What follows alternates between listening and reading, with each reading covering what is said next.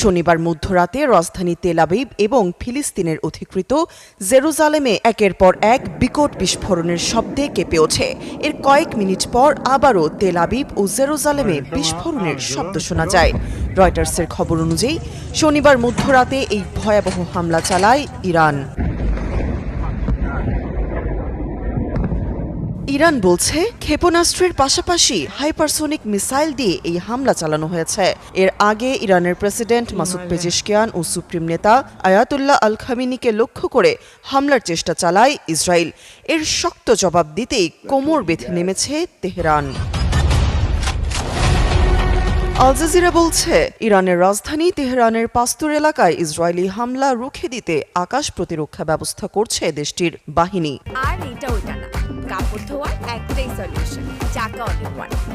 আর এই এলাকায় থাকেন প্রেসিডেন্ট মাসুদ পেজেশকিয়ান ও সুপ্রিম